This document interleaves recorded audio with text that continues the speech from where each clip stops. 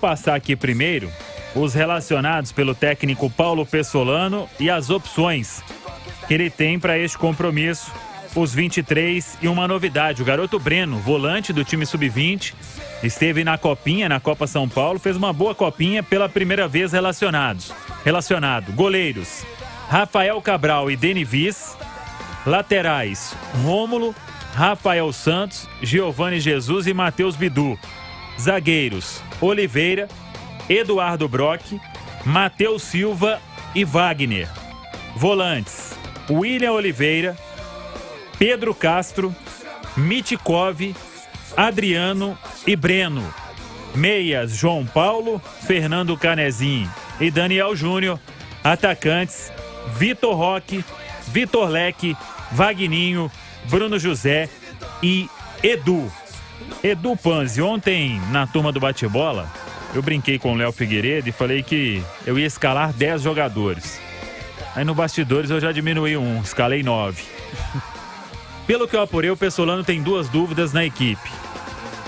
Se ele vai com o mesmo trio de meio-campo que ele montou no primeiro clássico, William Oliveira, Fernando Canezin e Pedro Castro, sairia o João. Ou se ele deixa o Pedro fora e mantém o João. E no ataque, se o Vagninho começa, ou ele daria chance para um outro. Aí tem Vitor Leque, tem o próprio Daniel Júnior.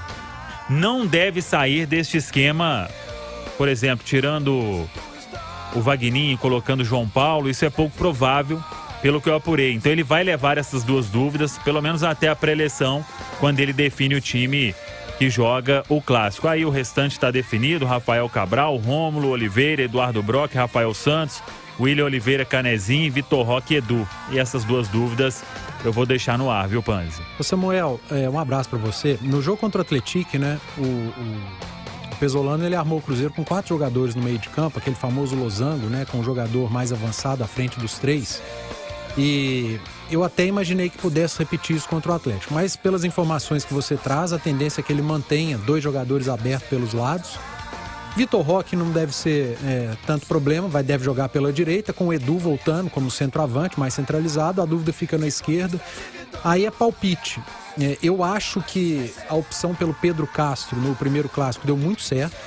O Cruzeiro foi um time mais seguro no meio de campo.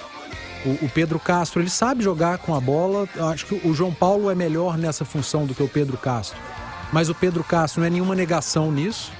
E ele é um jogador que, sem a bola, dá mais intensidade ao Cruzeiro naquele setor. E o Canezin faz as 2 funções muito bem.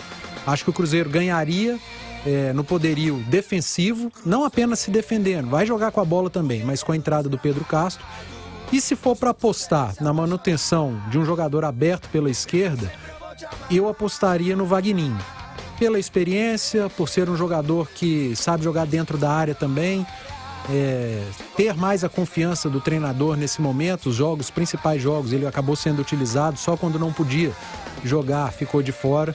Então, se fosse para eu apostar num Cruzeiro do meio para frente, seria o William Oliveira, Canezin pela direita e Pedro Castro pela esquerda, Vagninho aberto na esquerda, Roque na direita e Edu como centroavante. Pois é, eu tô com essa dúvida se o Vagninho começa. Alexandre Simões, o Paulo Pessolano já falou sobre essa questão do clássico, o Rômulo também. É um jogo que pode significar muito pela atuação que o Cruzeiro possa ter, independentemente de conquistar ou não o título, mas para dar sequência neste trabalho e para continuar com um grupo confiante naquilo que vem sendo praticado. A ideia do comandante uruguaio, Simões. Sem dúvida, Samuel. Boa tarde. Acho que talvez seja realmente a primeira vez assim que a gente vai ter uma final direta entre Atlético e Cruzeiro, em que um lado carrega um favoritismo tão grande como o que acontece com o Atlético nessa final do estadual de 2022. Por tudo que diferença técnica de investimento entre os 2 times é uma coisa realmente muito, muito significativa, tá? O Cruzeiro busca uma história parecida com a do jogo da fase classificatória, e o Atlético busca uma história diferente. O Atlético não produziu tudo que ele pode produzir naquela partida. O Cruzeiro tenta repetir aquela atuação. É muito importante que o Cruzeiro consiga ter aquela intensidade de jogo e o nível de concentração que teve a partir ali do 15º minuto do primeiro tempo.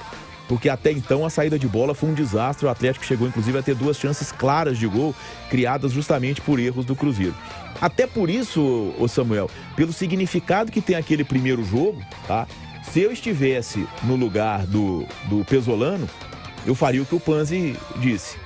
Se ele for ter um trio no meio, eu teria o mesmo trio daquele clássico, até porque há um aspecto desse jogo que não pode ser descartado e que o Pesolano sabe trabalhar bem, que são as substituições. Então, você tem um jogador como o João Paulo, num caso de necessidade, é muito importante, ou até mesmo ali do lado do campo, o Wagninho, são jogadores que são muito desgastados, né, no esquema de jogo do Cruzeiro. Então isso também pode ser levado em consideração por ele. Pois é, daqui a pouco vamos voltar para falar mais deste clássico e para falar sobre um jogador uruguaio que está chegando para fechar com o Cruzeiro. Milton. Legal, Samuel.